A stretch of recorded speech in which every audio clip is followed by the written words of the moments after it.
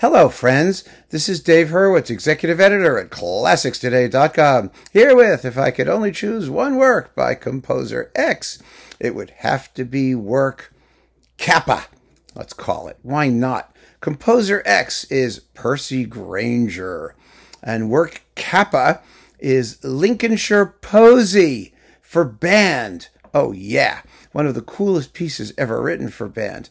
Grainger was, well, kind of a nutcase, and he was a little bit difficult to take seriously, as a personality and as a composer. I mean, not that you don't take him seriously, that his music is irrelevant or silly. It's not.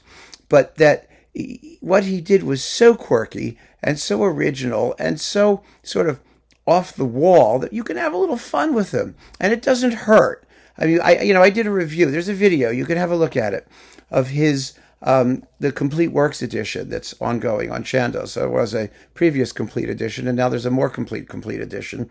And at some point, I'm sure there will be an even more complete edition, because what he wrote was just a big pile of stuff. It was mostly based, not entirely, but mostly based on folk song collecting and arrangements of said folk songs. And those arrangements are for every conceivable combination, for solo voices and choruses and percussion ensembles and for band and for normal orchestra and for string ensemble and just you name it. And it's all the same tunes. But he harmonized them and arranged them in billions of different ways. So every collection had certain things. You get Molly on the Shore and Handel on the Strand and Shepherd's Hey! Shepherd's Hey! Being sort of his, signature tune. And Danny Boy, the Irish tune from County Derry. And he also played with Chinese folk music and American music. And, he was Australian-American is what he was, basically, as a composer. He lived in Westchester County, right down the road here. He housed Henry Cowell for quite a time, along with his wife and his mother. He had a reputation as quite an eccentric. I mean, he was into sadomasochistic sex, apparently, and he was rather violently anti-Semitic, and, just a really weird guy. In many, many ways. And his music reflects that. It is incredibly quirky. Now, what is the Lincolnshire Posy? Well, the Lincolnshire Posy is a collection, a bouquet, right? It's a collection of folk tunes from Lincolnshire, arranged for band, and it's an extraordinary piece of music. It's extraordinary in many ways. It's one of the great masterpieces of the band repertoire. It may be the greatest masterpiece of the band repertoire in some ways.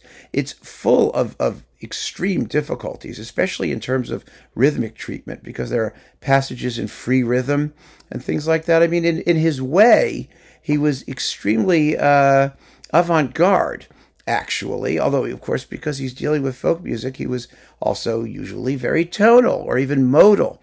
But in trying to reproduce what actually happens in folk music, he was able to indulge in all kinds of wonderful freedoms of rhythm and harmony and whatnot that gives his folk arrangements an extraordinary tang and authenticity, but also a strangeness, an otherworldliness that's really quite special. Everybody should own at least one serious disc of Grainger folk song arrangements. You need it. You need it for your life. It's important. If you want, you can get them without voices.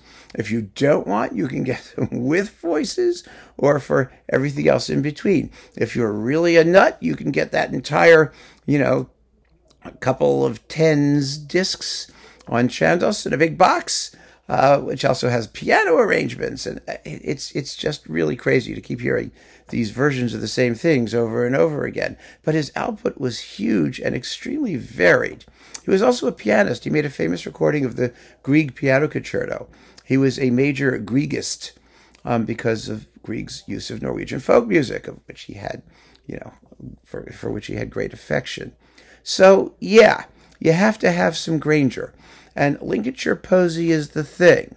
And if I'm going to tell the evil god Cancrozans that, this is the thing, because it's incredibly characteristic of Grainger, I could say to him very easily, but yes, how could you only have this one when his entire existence was based on the fact that these simple folk tunes were infinitely malleable, that they exist in different versions from different locations, that could be harmonized differently, where the tunes are slightly different.